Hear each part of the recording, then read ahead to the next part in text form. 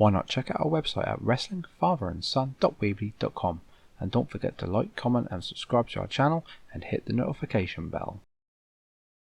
Hi everyone, welcome back to Wrestling Fun with Father and Son. I'm Father Matt and this is Son Kai. and this is the Explosive Elite Review. Yep, this is Explosive Elite Review. This is our AEW review. 2nd of the 10th, 2019. Yep, started off with Cody versus Sammy Guevara. Yep, good little opening match, a bit like NXT. A very, very good opening match to hook people in. There was a little bit halfway through the match where Cody Rhodes, who had Brandy with him, his wife, he accidentally took her out. So yes, TV 14, they will go for contact on women by the looks of it as well. Yeah, he took her out because Sammy pulled her into him sort of as sort of a buffer, so he didn't take the impact, and Cody took out his own wife. I was thoroughly impressed with Sammy's sort of athletic ability in this match. He's really athletic. He did a jump from the mat to the top rope, which was really cool, and then they did a running shooting star press as well. They seem to be doing that move quite a bit at the minute, with standing shooting star press, but it was that shooting star press that actually cost him the win. Went up to the top rope, did the shooting star press, Cody got his knees up, he rolled him up and got the win. And after the match, Sammy went for a handshake, only for somebody to attack from behind. Who attacked Cody Rhodes from behind? Chris Jericho. Yep, Chris Jericho. He attacked him from behind. Basically did a beat down. He did 2 code breakers. He hit him with his AEW Championship belt.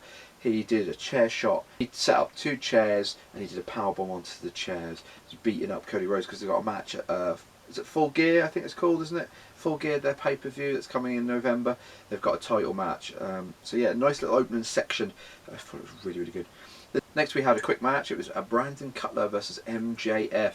Yes, the resident heel of AEW. He is very heelish on the mic. Like I said, it had a very, very quick match. MJF won with a submission. There was an expletive said on the commentary as well by Tony Schiavone.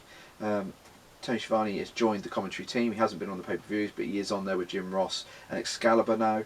Yeah, he did an expletive swear word, Kai.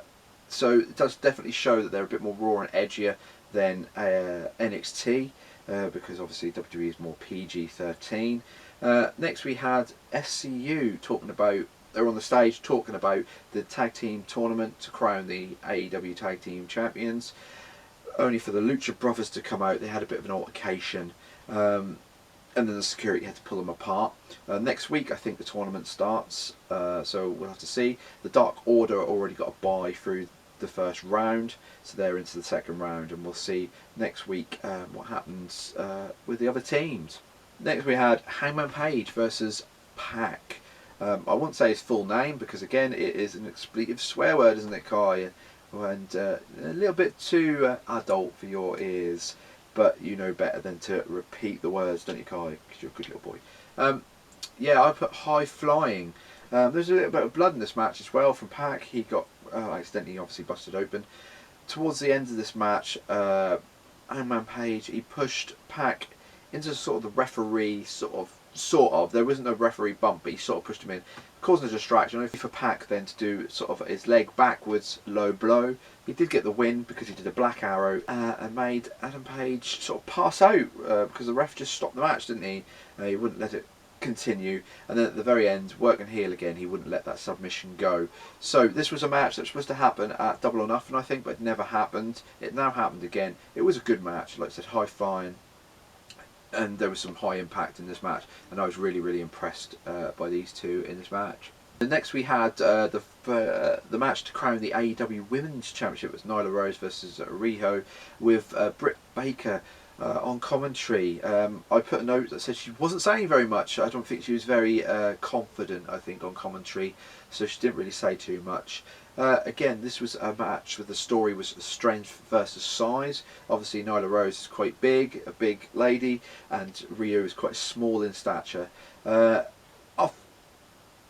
thought this was very good. I thought this was good for what it was. You know, on paper it doesn't look like it's going to be a really good match, but you know, it was. There was a point where Nyla tried to use a chair to say the first instant. The referee turned around and said, "No, don't use that." But she just pulled out multiple chairs, threw them onto the ground outside. She placed Rio on them. She went for a sort of flip, and she landed on them because Rio moved out the way. That was quite a nice little move. There was quite a nice little impressive strength as well from Rio, where she did a sort of a back flip sort of thing from the turnbuckle. But and it was an impressive match. In the end, it was Rio who got the win in a shock and upset. We all thought that Nyla Rose would probably win it, but she didn't. After the match, they started to do these things where they have a person go into the ring to do an interview. They do this in WWE as well. It was Mike Nakazawa. If you remember him, Kai, he's the guy who puts all baby oil over himself, and then everyone's slippering off him. And that's how he gets out of some of the moves. He came in only for Nyla to attack him and powerbomb him. And then she went to attack Rihu on the outside apron, when I stand on the apron, only for Kenny Omega to come down and sort of do the save, because them two are kind of like a tag team in Japan. They kind of tag team, so he's quite high on her, so he wanted to try to do the save. And then we get to the main event. It was the Young Bucks and Kenny Omega, called the Elite, versus Jericho, Santana and Ortiz, who obviously made an impact at the last pay-per-view, where they interfered and appeared in, I can't remember what match it was now, but they did. Was it In the Triple A tag team. Yeah, the ladder match. Yes, at the very end of the ladder match, after the Lucha Brothers won. Yep, they come at the end of that match. That's right. Yep, they were Jericho's tag team partners. This match kind of had a conclusion, kind of didn't, because partway through this match, Omega was setting up. He's doing his Terminator thing, where he basically does his sort of run to the outside, only for someone to slide into the ring behind him. Who was it? You remember? No. It was Jon Moxley. Jon Moxley came in behind, and they had a fight and a brawl through the crowd, through to backstage. Quite a brutal beatdown. He grabbed Kenny Omega, and he was sort of pounding his head into the door a little bit, throwing his head into the door. And then he did something with a table. What did he do? He paradigm shift. Yep. It was actually made of glass. Yep, that's it. The glass table, a double arm DDT, which Kai says is called the paradigm shift, through the glass table. Quite brutal and really cool as well. And then we went back to the match. It was basically Jericho who won with the Judas Effect elbow. He beat the team of the Young Bucks. Obviously we know Kenny Omega because he's been taken out.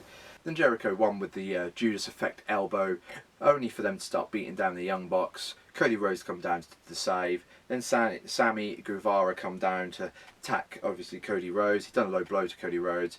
Dustin Rhodes then comes down, does a low blow to Sammy, only for someone to make their debut in AEW. It was rumoured. Who is it? Jack Hager. It's Jack Hager. I think that's how you say it. Anyway, Jack Hager, yeah, aka was? Jack Swagger. Yes, Jack Swagger. He's done a lot in Bellator and MMA, and he's undefeated in Bellator. Yeah, maybe he isn't such a big name, I suppose, for AEW, but I like the potential of what he can do. I think they can build him up to be somebody really, really good in AEW. I think he's got the potential. I think AEW are going to do really well with him. I think they're going to repackage him as a heel, because he's never really worked heel, and they're going to make him, I think, a star, to be honest. And I think he's going to be somebody who leaves the WWE as a mid-carder. He goes to the main event, and he's going to really fly in the main event. I just got a funny feeling they're really going to do really good things with him.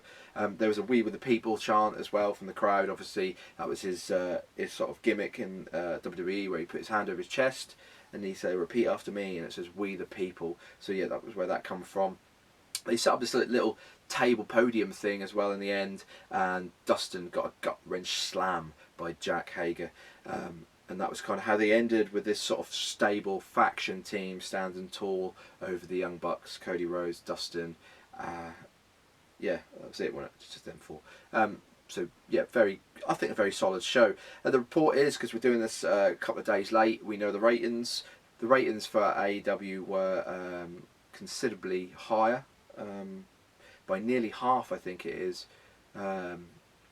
over NXT. So AEW won the ratings war, as it were, but I would expect that, being as it's their first show and all eyes are on them at the minute to see what kind of show they did. And I think they did a really, really good show. NXT, AEW, which one was better? I'm not going to say. I don't really want to. I just want good wrestling. I don't want this to be a real. People say it's a Wednesday night wrestling war. I don't want it to really be a war. I just want good wrestling, and I think we're getting that. The trouble is with the war is there has to be a winner and there has to be a loser, just like WWE and WCW. WCW's not there anymore, so we missed out on good wrestling. I just want to see these two companies do really, really well. There's been a statement put out by WWE as well where they congratulated AEW for a very good show, which I think is really nice. It's nice to see that. That was the Explosive Elite review, episode 1, Kai, all done and in the bank. The next video will be out of the Blue SmackDown review because it goes to Friday nights and that'll be up on Sunday. Next week it will be back to when we really should do them, but the schedule doesn't work out like that. So the Rawsome Raw review will be Tuesday, the NXT and AEW reviews will be Thursday, and then the SmackDown review will be Saturday. So they'll all be on the proper days next week, which is cool. So yeah, I think we'll leave it there. So if you like this video, please like, comment and subscribe, and we'll see you in the next video. So I'll say goodbye, and say goodbye, Kai. Goodbye. Goodbye.